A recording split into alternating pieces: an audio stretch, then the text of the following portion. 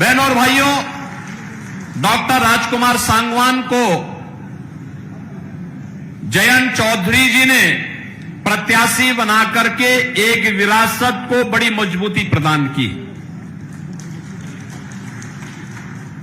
किसानों के मसीहा चौधरी चरण सिंह जी ने जिन मूल्यों और जिन आदर्शों के लिए राजनीति की थी, उन मूल्यों और आदर्शों के लिए पूरे समर्पित भाव के साथ पिछले 6 दशक से लगातार आपकी सेवा में तन से मन से मनसा वाचा कर्मणा लग करके उन्होंने जो कार्य किया था, जो उनका समर्पण था, आज उस समर्पण के कारण जयंत चौधरी जी ने उन्हें एनडीए के प्रत्याशी बना करके एक सामान्य कार्यकर्ता का सम्मान किया है, एक सामान्य किसान का सम्मान किया है। और सचमुच इसके लिए प्रधानमंत्री मोदी जी और चौधरी जयंत जी को मैं हृदय से धन्यवाद देते हुए आप सबके प्यार के लिए, जो स्नेह आपका डॉक्टर राजकुमार सांगवान जैसे कार्यकर्ताओं को मिल रहा है, इसके लिए भी मैं आप सबका हृदय से आभार व्यक्त करता हूं, धन्यवाद देता हूं। बहनों और भाइयों, जब चौधरी साहब का नाम भारत रत्न के लिए आया, हम सबका हृदय गदगद हो गया, क्योंकि एक किसान का सम्मान था। हमारे अन्नदाता किसान का सम्मान होगा तो देश समृद्धि के नए सोपान को प्राप्त करेगा। और चौधरी साहब पहले राजनेता थे देश के, जिन्होंने कहा था भारत की समृद्धि का मार्ग गांव के खेत और खलिहान से होकर के जाता है, और अन्नदाता किसान की आवाज देश की संसद में और प्रदेशों की विधानसभाओं में गूंजी थी। और आज चौधरी साहब को भारत का सर्वोच्च नागरिक सम्मान देकर के प्रधानमंत्री मोदी जी ने किसान का सम्मान किया है, अन्नदाता किसान को मान्यता दी है। भारत की राजनीति में अब किसान को नजरअंदाज करके कोई राजनीति नहीं कर पाएगा, ये मोदी जी ने करके दिखाया है। और बहनों और भाइयों, इसीलिए चौधरी साहब की इस कर्म भूमि को मैं कोटि कोटि नमन करता हूं। बहनों और भाइयों, हम लोगों ने तो राजनीति में यही सीखा है कि अन्नदाता किसान को सम्मान मिलना चाहिए, अपने पूर्वजों के बताए हुए मार्ग का अनुसरण करके हमें कार्य करना चाहिए। और आज तो वैसे भी हनुमत जयंती है, हनुमत जयंती के अवसर पर खासतौर पर बागपत वासियों को तो और भी मैं बधाई देता हूं। आप तो हनुमान जी के साक्षात आदर्शों का पालन करते हैं। जो कार्य करना है सीधे धड़ल्ले से कर लो, कोई इधर उधर की लौंग लपेट नहीं। और मुझे लगता है ये जो बागपत की पहचान है, किसी के प्रति राग द्वेष नहीं, मजबूती के साथ मूल्य और आदर्शों के लिए सम विषम परिस्थितियों में लड़ना, कार्य करना, अपने नेता के साथ मजबूती के साथ खड़ा होकर के लड़ना, कार्य करना। बहनों और भाइयों, ये बहुत मजबूत स्थिति है, अच्छी बात है। मैं आज इसीलिए आपके पास आया हूं, चुनाव चल रहे हैं, कोई संदेह नहीं कि डॉक्टर राजकुमार सांगवान यहां से अब विजयी न हो, एकदम विजयी होने जा रहे हैं, कोई संदेह नहीं। आपका जो स्नेह मिला है, चौधरी साहब की आवाज, चौधरी चरण सिंह जी की, चौधरी अजीत सिंह जी की आवाज, भारतीय जनता पार्टी और राष्ट्रीय लोकदल की आवाज, अब बागपत के माध्यम, बागपत की इस आवाज को डॉक्टर राजकुमार सांगवान देश की संसद में रखेंगे। लेकिन बहनों और भाइयों, फिर भी कोई चुनाव या युद्ध हमेशा जब तक परिणाम न दे दे, तब तक हमें उसके लिए निरंतर प्रयास और तैयारी के साथ काम करना होगा। और आज मैं इसीलिए आपसे कहने के लिए आया हूं, एक तरफ भारतीय जनता पार्टी राष्ट्रीय लोकदल का गठबंधन है, दूसरी तरफ कांग्रेस, समाजवादी पार्टी और अलग अलग धड़ों में बटे हुए दल हैं जो अपने राज्यों में तो एक दूसरे के खिलाफ लड़ रहे हैं, लेकिन राष्ट्रीय स्तर पर मोदी जी को रोकने के लिए वे इंडी गठबंधन बना करके उनके द्वारा कहीं न कहीं बैरियर बनाने का प्रयास हो रहा है। आप देखो उनकी सोच ही क्या। जब कांग्रेस के घोषणा पत्र को आप देखते हैं, दो बातें उन घोषणा पत्र में नजर आती हैं। एक, कांग्रेस कहती है कि हम व्यक्तिगत कानून को लागू करके शरिया कानून को लागू करवा देंगे।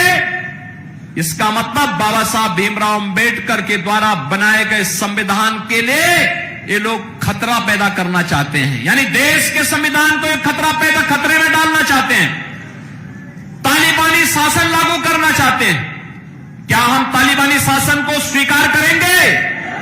क्या ये देश तालिबानी शासन को स्वीकार करेगा? और दूसरी तरफ क्या कहते हैं? कांग्रेस का घोषणा पत्र कहता है हम एक झटके में गरीबी मिटा देंगे। और गरीबी कैसे मिटाएंगे? यानी आपकी संपत्ति को हड़प करके बेटी और माताओं के, बहनों के जो उनके गहने होंगे उनको ये लोग जब्त करवाने की साजिश रच रहे हैं। यानी देश को तो इन्होंने 60 दशक 6 दशक तक लूटा और अब कह रहे हैं कि हर संपत्ति पर ये लोग डकैती डाल करके उसको जबरदस्ती अपने कब्जे में ले लेंगे और फिर उसका बंदर बांट करेंगे। क्या आप स्वीकार करेंगे कांग्रेस की उसी चेष्टा को? बहनों और भाइयों, सही मायने में अगर आपने देखा है जो नारा दादी ने दिया वही आज तोती की तरह पोता भी वही रट रगाई बैठा हुआ है। गरीबी हटाएंगे। अरे कब गरीबी हटाएंगे? 65 वर्षों तक शासन करने का अवसर मिला, तब तो कुछ नहीं कर पाए।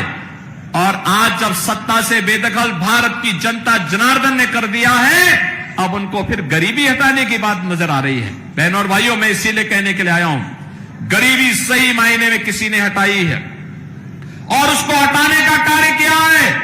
ये केवल आंकड़े नहीं, हकीकत है कि 25 करोड़ लोग गरीबी रेखा से उभरे हैं, शानदार जीवन जीने का काम कर रहे हैं। और आज इसी का परिणाम है 80 करोड़ लोगों को राशन की सुविधा का लाभ 4 वर्ष से लगातार प्राप्त हो रहा है। बहनों और भाइयों, 60 करोड़ गरीबों को देश के अंदर 5 लाख रुपए की आयुष्मान भारत में स्वास्थ्य बीमा का कवर मिल रहा है। और उत्तर प्रदेश में तो हमने व्यवस्था बनाई कि हमारा कोई विधायक, कोई पदाधिकारी या पीड़ित भी अगर बीमार है और मुझे एक पत्र भेज देता है तो मैं सीधे जनधन अकाउंट में उसका पैसा भेज देता हूं। कहता हूं भाई उपचार कराओ, चिंता पैसे की मत करना, परिवार के ऊपर बोझा मत आने देना, उसकी जिम्मेदारी हम लोग लेंगे। आखिर हम सत्ता में बैठ के क्या कर रहे हैं? यही हमारा काम है, हर पीड़ित के साथ खड़ा होना। ये लोग क्या चाहते हैं? कांग्रेस के लोग ये आपकी संपत्ति को हड़पना चाहते हैं। और ये तो समाजवादी पार्टी और कांग्रेस का पुराना इतिहास है, ये तो यही इनका इतिहास है। वे अपने लिए जीते हैं। आप देखें, यही उदाहरण है जब राष्ट्रीय लोकदल को अवसर मिला, उन्होंने राजकुमार सांगवान को बागपत जैसी प्रतिष्ठित सीट पर, जो चौधरी साहब की कर्मभूमि, वहां पर उन्होंने अपना प्रत्याशी बनाया। और समाजवादी पार्टी को अवसर मिला तो समाजवादी पार्टी ने क्या किया? अपने ही परिवार के सभी लोगों को टिकट दे दिया, किसी बाहरी व्यक्ति को नहीं दिया, सारे टिकट अपने परिवार के लोगों को। बहनों और भाइयों, मैं इसीलिए कहने के लिए आया हूं आपसे, 50 करोड़ गरीबों के जनधन अकाउंट खुल गए, 12 करोड़ किसानों को प्रधानमंत्री किसान सम्मान निधि का लाभ मिल रहा है, 12 करोड़ गरीबों के घर में शौचालय बन गए, 10 करोड़ गरीबों के घर में उज्ज्वला योजना के रसोई गैस के सिलेंडर पहुंच गए, 4 करोड़ गरीबों के मकान बन गए और अगले 5 वर्ष में 3 करोड़ अन्य गरीबों के मकान बनने हैं। इसके लिए अभी से घोषणा हो गई है। बहनों और भाइयों, हर घर नल की योजना हो या फिर हर व्यक्ति को सुरक्षा की गारंटी। याद करिए, पहले देश के अंदर जहां कहीं भी विस्फोट हो जाता था, आतंकी विस्फोट होता था, निर्दोष लोग मारे जाते थे, सुरक्षा बलों के जवान शहीद होते थे। और अब तो जोर से पटाखा भी फट जाए ना तो पाकिस्तान सफाई देता, कहता नहीं नहीं मैंने नहीं किया है, क्योंकि उसे मालूम है कि अगर उसने कुछ किया तो फिर उसको लेने के देने पड़ जाएंगे, जान बचानी मुश्किल हो जाएगी अब, क्योंकि अब एक मजबूर नहीं मजबूत सरकार है मोदी जी के नेतृत्व में। और इसलिए बहनों और भाइयों, हम सब आपसे अपील करने के लिए आए हैं। एक ही अपील है, यह देश आपका है, जीवन आपका है, सुरक्षा आपकी है और वोट भी आपका है। वोट गलत जगह जाएगा, आतंकवाद का पुराना दौर लेके आ जाएगा। वोट गलत जगह जाएगा तो माफिया राज और आतंकवाद फिर से लेके आ जाएगा। वोट गलत जगह जाएगा, किसानों और गरीबों के हकों पर फिर डकैती पड़ेगी। वोट गलत जगह जाएगा तो बेटी और व्यापारी फिर असुरक्षित होगा। लेकिन वोट आपने भारतीय जनता पार्टी और सहयोगी दलों को दिया तो यह आतंकवाद को तो सीमा पार ही निपटा देगा और माफिया और अपराधियों को उसकी माद में घुस करके भी राम नाम सत्य की यात्रा में भेजने का काम भी करेगा। गरीब और किसान के हक पर, नौजवान के हक पर कोई डकैती नहीं डाल पाएगा। बेटी और व्यापारी की सुरक्षा में कोई सेंध नहीं लगा पाएगा।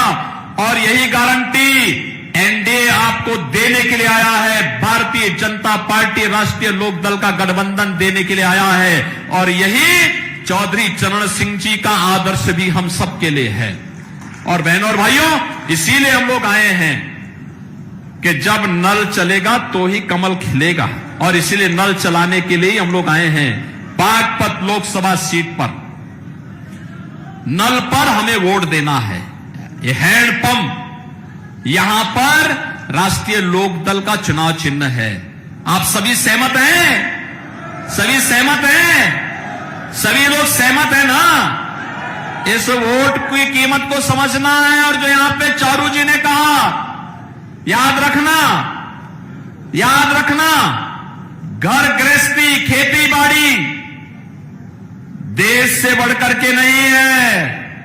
हमारे लिए सबसे पहला मेरे देश है। मेरा देश सुरक्षित रहेगा तो हम सुरक्षित रहेंगे, मेरा देश समृद्ध होगा तो हम भी समृद्ध होंगे। इस भाव के साथ हमें कार्य करना है। इसी के लिए चौधरी चरण सिंह जी ने जीवन जिया था।